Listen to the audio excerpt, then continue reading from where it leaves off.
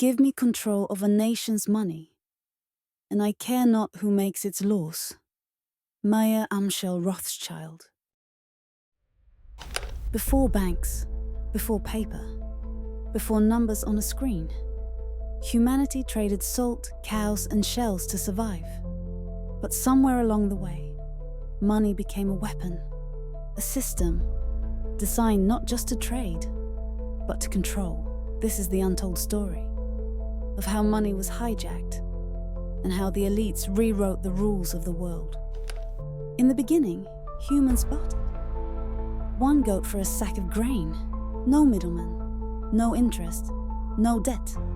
But barter was flawed. What if no one wanted your goat? So ancient civilizations began using commodity money. Shells, beads, salt. Then came metals, silver and gold. But humans are not just traders. They are record keepers. And metal left records. The Lydians in 600 BC minted the first standardized coins. Trust was built on weight and shine. Empires rose on this system. Rome paid soldiers in silver denarii. Gold traveled the Silk Road. Real value, tangible wealth.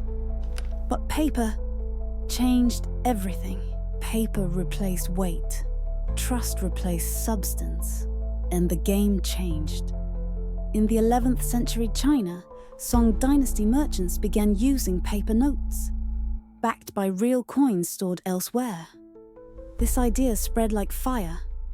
By the 1600s, Europe's central banks issued banknotes, promises to pay in gold or silver. It was convenient, but dangerous, because paper could be printed endlessly. When 7 men met in secret on a remote island, history shifted silently. In 1910, on a secluded island off the coast of Georgia, USA, a secret meeting took place. Bankers, politicians, elites gathered at Jekyll Island. Their goal, to create a central banking system run by private hands. In 1913, the Federal Reserve was born, a private institution with the power to print US dollars and lend it to the government with interest. The rules of money had changed. Now, the elites controlled the faucet.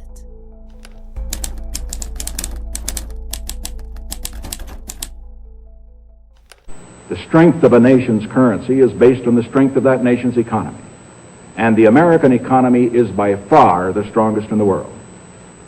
Accordingly, I have directed the Secretary of the Treasury to take the action necessary to defend the dollar against the speculators. I have directed Secretary Connally to suspend temporarily the convertibility of the dollar into gold or other reserve assets, except in amounts and conditions determined to be in the interest of monetary stability and in the best interest of the United States.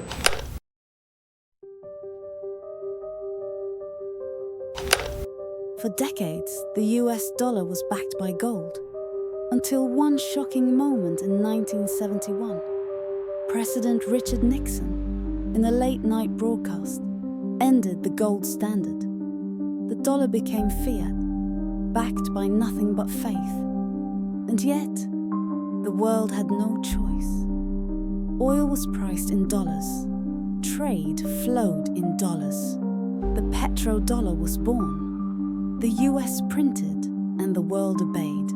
A currency backed by oil, not gold. A promise, not a values. But paper empires crumble. We've seen it before. Weimar Germany, wheelbarrows of cash for bread. Zimbabwe, trillion-dollar bills, worthless.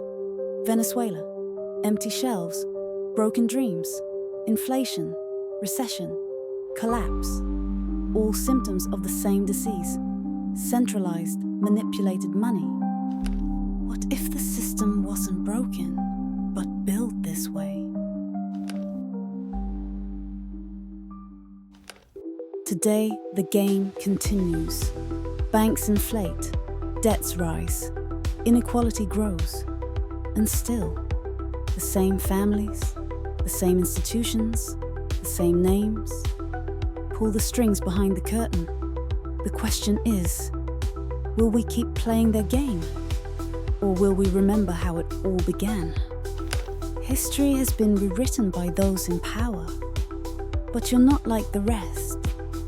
If you're still watching this, it means you're ready.